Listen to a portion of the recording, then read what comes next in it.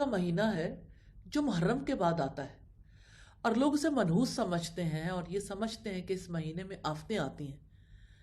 اسے بھی نبی صلی اللہ علیہ وسلم نے باطل قرار دیتے ہوئے فرمایا سفر میں کوئی نحوست نہیں ہے۔ اسلامی کیلنڈر کا دوسرا مہینہ سفر کہلاتا ہے۔ سفر بھی دوسرے مہینوں کی طرح ایک مہینہ ہے جس کا تعلق حرمت والے مہینوں سے نہیں ہے۔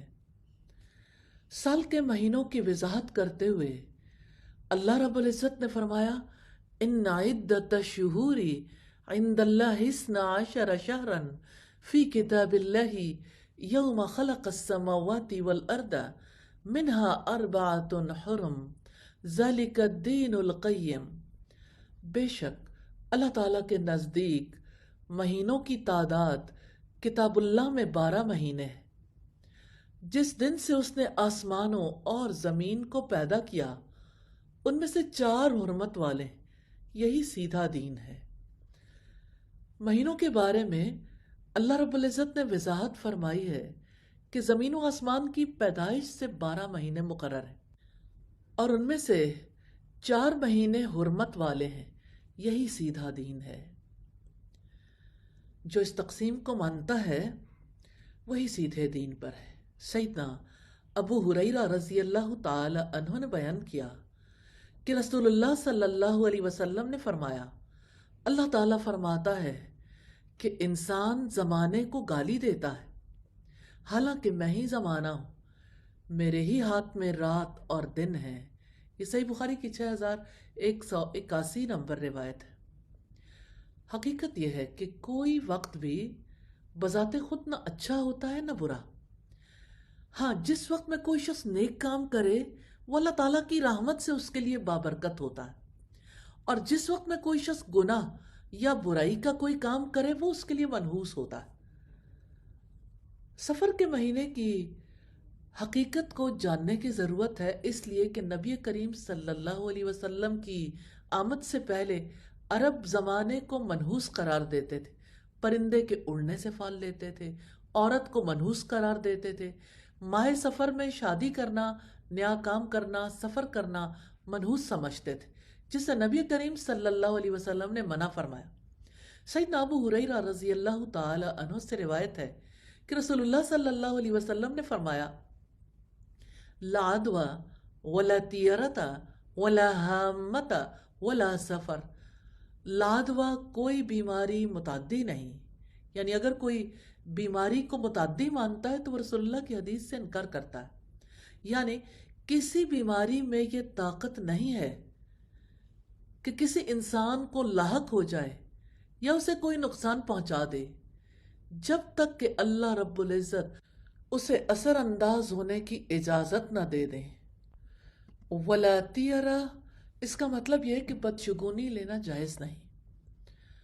عربوں کے یہاں یہ عام عادت تھی، کسی بھی کام کے لیے نکلتے، کسی جگہ جانے کا ارادہ کرتے تو کسی پرندے کو یا ہرن کو چھچکارتے، اگر وہ دائیں جانب بھاگتا اسے مبارک سمجھتے، اگر بائیں جانب بھاگتا تو اس کام کو اپنے لیے نفع مند نہیں سمجھتے تھے، اس کے کرنے سے رک جاتے تھے۔ اللہ کے رسول صلی اللہ علیہ وسلم نے اس توہم پرستی سے روک دیا۔ ولا ہامہ، اس کا مطلب یہ ہے کہ اہل عرب یہ عقیدہ رکھتے تھے کہ اگر کسی شخص کو قتل کر دیا جائے تو اس کی کھوپڑی سے ایک جانور نکلتا ہے جس کا نام ہامہ ہے، وہ ان الفاظ میں فریاد کرتا رہتا ہے مجھے پانی دو، مجھے پانی دو، جب تک کہ قاتل کو قتل نہ کر دیا جائے۔ کچھ لوگ کہتے ہیں کہ ہامہ سے مراد الو ہے۔ اہل عرب سمجھتے تھے جس گھر پر الو آ کر بیٹھ جائے اور بولے تو وہ گھر ویران ہو جاتا ہے۔ یہ بات ہمارے یہاں بھی سمجھی جاتی ہے کہ وہاں تو الو بولتے ہیں، یعنی ویران ہے وہ جگہ۔ تو ان کے یہاں یہ چیز بھی پائی جاتی تھی، وہ سمجھتے تھے کہ جس گھر پر الو آ کر بیٹھ جائے وہاں اس گھر سے کوئی مر جاتا ہے۔ نبی صلی اللہ علیہ وسلم نے اس کو بھی باطل قرار دیا ہے۔ اور ولا سفر، اس کے متعلق بھی مختلف اقوال ہیں، جن میں سے یہ بھی ہے کہ اس سے مراد سفر کا مہینہ ہے جو محرم کے بعد آتا ہے، اور لوگ اسے منحوس سمجھتے ہیں اور یہ سمجھتے ہیں کہ اس مہینے میں آفتیں آتی ہیں۔ اسے بھی نبی صلی اللہ علیہ وسلم نے باطل قرار دیتے ہوئے فرمایا سفر میں کوئی نحوست نہیں ہے۔ نبی صلی اللہ علیہ وسلم نے سفر پر جانے کے لیے کسی اہم کام کے موقع پر استخارہ کرنے کی تعلیم دی ہے۔ سیدنا جابر رضی اللہ تعالی عنہ نے فرمایا کہ نبی صلی اللہ علیہ وسلم ہمیں تمام معاملات میں استخارہ کی تعلیم دیتے تھے، اور قرآن کی سورت کی طرح آپ صلی اللہ علیہ وسلم نے فرمایا جب تم میں سے کوئی شخص کسی مباح کام کا ارادہ کرے، ابھی پکا ارادہ نہ ہوا ہو، تو 2 رکعت نفل پڑھے، اس کے بعد یوں دعا کرے اللہم انی استخیرک بعلمک واستقدرک بقدرتک واسألک من فضلک العظیم فإنک تقدر ولا اقدر وتعلم ولا اعلم وانت علام الغیوب اللہم ان کنت تعلم ان هذا الامر خیر لی فی دینی ومعاشی وعاقبت امری فاقدره لی ویسره لی ثم بارک لی فیہ وان کنت تعلم ان هذا الامر شر لی فی دینی ومعاشی وعاقبت امری فاصرفه عنی واصرفنی عنہ واقدر لی الخیر حیث کان ثم اردنی بہ۔ یا اللہ، بے شک میں تجھ سے تیرے علم کی بدولت خیر طلب کرتا ہوں، اور تیری قدرت کی بدولت تجھ سے طاقت مانگتا ہوں، اور تیرے عظیم فضل کا طلبگار ہوں۔ بے شک تو ہی قدرت رکھتا ہے اور مجھے کوئی قدرت نہیں، علم تجھی کو ہے اور میں کچھ نہیں جانتا، اور تو تمام پوشیدہ باتوں کو جاننے والا ہے۔ یا اللہ، اگر تو جانتا ہے کہ یہ کام میرے لیے بہتر ہے، میرے دین کے اعتبار سے، میری معاش کے اعتبار سے، اور میرے انجام کار کے اعتبار سے، تو اسے میرے لیے مقدر کر دے اور اس کو میرے لیے آسان کر دے، پھر اس میں مجھے برکت عطا کر۔ اور اگر تو جانتا ہے کہ یہ کام میرے دین، معاش اور میرے کام کے انجام کے اعتبار سے برا ہے، تو اسے مجھ سے دور کر دے اور مجھے بھی اس سے ہٹا دے، پھر میرے لیے خیر مقدر فرما دے جہاں بھی وہ ہو، اور اس پر میرے دل کو مطمئن کر دے۔ آمین ثم آمین۔ اور یہاں یہ جو بات ہے نا وَآجِلِهِ، تو انجام کار کے اعتبار سے یا دعا میں یہ الفاظ کہے فی آجل امری وآجلِهِ، اور اسی طرح سے جب یہ دعا کرے فی آجل امری وآجلِهِ، تو اس وقت پہ دعا کرتے وقت اپنی ضرورت کو بیان کر دینا چاہیے۔ تو نبی صلی اللہ علیہ وسلم نے واضح فرمایا کہ نہ تو الو کی کوئی حقیقت ہے، نہ سفر کی کوئی حقیقت ہے، نہ چھوت چھات کی کوئی حقیقت ہے۔ سیدنا عمر نے بیان کیا کہ رسول اللہ صلی اللہ علیہ وسلم نے فرمایا امراض میں چھوت چھات کی اور بدشگونی کی کوئی اصل نہیں، اور اگر نحوست ہوتی تو صرف 3 چیزوں میں ہوتی، عورت میں، گھر میں اور گھوڑے میں۔ یہ بخاری کی 5772 نمبر روایت ہے۔ تو سفر کا مہینہ منحوس نہیں ہے۔ دور جاہلیت میں عرب سمجھتے تھے اس مہینے میں بلائیں نازل ہوتی ہیں۔ نبی کریم صلی اللہ علیہ وسلم نے مشرکین مکہ کے رد میں سفر کے مہینے کو سفر المظفر یعنی کامیابی کا مہینہ قرار دیا۔ سبحان اللہ، کس قدر ہوپ ہے۔ یہ ہے پازیٹیو اپروچ۔ ایسی پازیٹیوٹی تو لا کر دکھائیے۔ یہ اللہ تعالیٰ کے آخری رسول صلی اللہ علیہ وسلم کی رحمت ہے انسانیت پر، کہ وہ انسانوں کو کیسے ان کی محرومیوں سے، مصیبتوں سے، انتشار سے، ان کے ڈپریشن سے نکال کر انہیں امید کی کرن دکھاتے ہیں۔ تو ہم یہ دیکھ رہے تھے کہ سفر کا مہینہ منحوس سمجھا جاتا تھا۔ سوال یہ پیدا ہوتا ہے کہ منحوس کیوں ڈکلیئر کیا گیا؟ اصل حقیقت یہ ہے کہ عربوں کے یہاں قتل و غارت گری اور لوٹ مار کا بازار گرم رہتا تھا۔ 4 حرمت والے مہینوں میں سے 3 مہینے جب ایک ساتھ آتے تو ان کے گزرتے ہی سفر میں لوٹ مار اور قتل و غارت گری کا سلسلہ شروع ہو جاتا تھا۔ سفر کا مہینہ آتے ہی لوگ گھر خالی کر جاتے تھے، یا لوٹ مار کرتے اور مر جاتے، یا گھر والوں کو محفوظ مقام تک پہنچاتے تھے۔ اس طرح گھر خالی ہو جاتے تھے، اسی لیے عرب کہتے تھے سفر المکان، گھر خالی ہو گئے۔ اور سفر صفر سے بھی ہے، صفر خالی ہوتا ہے، اس لیے انہوں نے اس مہینے کو منحوس ڈکلیئر کر دیا۔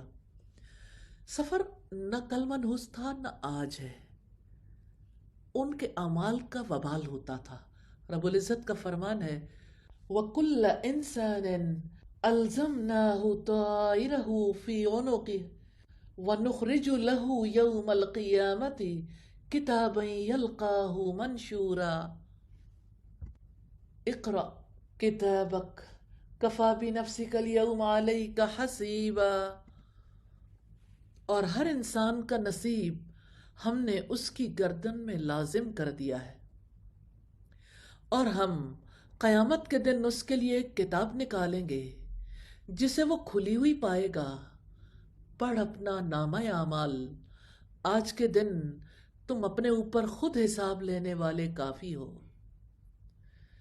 یہ سورہ بنی اسرائیل کی آیت نمبر 13 اور 14 ہے۔ رب العزت کا فرمان ہے کہ ہم نے ہر انسان کا شگون اس کے گلے میں لٹکا دیا ہے، یعنی اس کے اچھے برے اعمال اس کے اوپر اثر انداز ہوتے ہیں۔ تو ہر گھڑی کسی کے لیے اچھی یا بری ہو سکتی ہے، لہٰذا کسی چیز سے بدفعلی لینا درست نہیں ہے۔ اور نحوست کا تعلق کسی جگہ، کسی مقام، کسی انسان، کسی جانور سے نہیں ہے، اس کا تعلق انسان کے اعمال سے ہے۔ رب العزت کا فرمان ہے ما اصابک من حسنۃ فمن اللہ وما اصابک من سیئۃ فمن نفسک۔ جو بھی بھلائی تجھے پہنچے سو اللہ تعالیٰ کی طرف سے ہے، اور جو کوئی برائی تجھے پہنچے تو وہ تمہاری اپنی طرف سے ہے۔ تو عمل کے اعتبار سے کوئی گھڑی منحوس یا خوش نصیب ہوتی ہے۔ بدفعلی اور توہمات عقل اور ایمان کو خراب کر دیتے ہیں۔ نبی صلی اللہ علیہ وسلم نے فرمایا جو کسی چیز کی بدفعلی پکڑ کر اس سے لوٹ آیا اس نے شرک کیا۔ صحابہ کرام نے پوچھا اگر کسی سے ایسا ہو جائے تو وہ کیا کرے؟ تو آپ نے فرمایا وہ شخص کہے اللہم لا خیر الا خیرک ولا طیر الا طیرک ولا الہ غیرک۔ یا اللہ کوئی خیر نہیں تیرے سوا، کوئی خیر نہیں، اور کوئی شگون نہیں سوائے تیرے شگون کے، اور کوئی تیرے سوا معبود نہیں۔ یہ مسند احمد کی روایت ہے 7045 نمبر پر۔ تو اسلام کسی ایک کام سے توہمات کی وجہ سے رک جانے کو شرک قرار دیتا ہے۔ کیسے ہو سکتا ہے کہ پورے ایک مہینے کو اسلام نحوست قرار دے دے؟ نبی صلی اللہ علیہ وسلم نے فرمایا بدشگونی شرک ہے، بدشگونی شرک ہے، بدشگونی شرک ہے۔ یہ سنن ابو داؤد کی روایت ہے۔ اہل کتاب میں بھی بدشگونی پائی جاتی تھی۔ رب العزت کا فرمان ہے أَلَمْ تَرَ إِلَى الَّذِينَ أُوتُوا نَصِيبًا مِّنَ الْكِتَابِ يُؤْمِنُونَ بِالْجِبْتِ وَالطَّاغُوتِ۔ کیا آپ نے نہیں دیکھا ان لوگوں کی طرف جو کتاب میں سے ایک حصہ دیے گئے، وہ بتوں پر اور باطل معبود پر ایمان رکھتے ہیں؟ تو جبت سے مراد جادو ہے، بدفعلی ہے، بدشگونی ہے۔ لہٰذا ہر مومن کو چاہیے کہ اللہ تعالیٰ پر توکل کرے اور اپنے عقیدے کو پاک رکھے۔ جہانوں کے بادشاہ کا فرمان ہے سورہ التوبہ آیت نمبر 51 میں قُلْ لَن يُصِيبَنَا إِلَّا مَا كَتَبَ اللَّهُ لَنَا هُوَ مَوْلَانَا وَعَلَى اللَّهِ فَلْيَتَوَكَّلِ الْمُؤْمِنُونَ۔ آپ کہہ دیں کہ ہمیں ہرگز کچھ نہیں پہنچے گا مگر جو اللہ تعالیٰ نے ہمارے لیے لکھ دیا، وہی ہمارا مالک ہے، اور لازم ہے کہ اللہ تعالیٰ ہی پر ایمان لانے والے توکل کریں۔ سیدنا عبداللہ ابن مسعود نے بیان کیا کہ رسول اللہ صلی اللہ علیہ وسلم نے فرمایا بدشگونی لینا شرک ہے، اور ہم میں سے جس کو بدشگونی کا وہم پیدا ہو تو اللہ تعالیٰ توکل کی وجہ سے اس کو دور کر دے گا۔ ابن ماجہ کی روایت ہے 3538 نمبر پر۔ رب العزت کا فرمان ہے وَإِن يَمْسَسْكَ اللَّهُ بِضُرٍّ فَلَا كَاشِفَ لَهُ इल्ला हु, और अगर अल्लाह ताला आपको कोई नुकसान पहुंचाए तो उसके सिवा उसे कोई दूर करने वाला नहीं। जान लीजिए सफ़र के महीने की कोई ख़ास इबादत नहीं, कोई ख़ास सदका नहीं, कोई ख़ास अमल नबी सल्लल्लाहु अलैहि वसल्लम से साबित नहीं। अल्लाह ताला से दुआ है हमें नबी सल्लल्लाहु अलैहि वसल्लम की सुन्नत को फॉलो करने की तौफीक अता फरमाए। आमीन सुम्मा आमीन। आमीन। आमीन।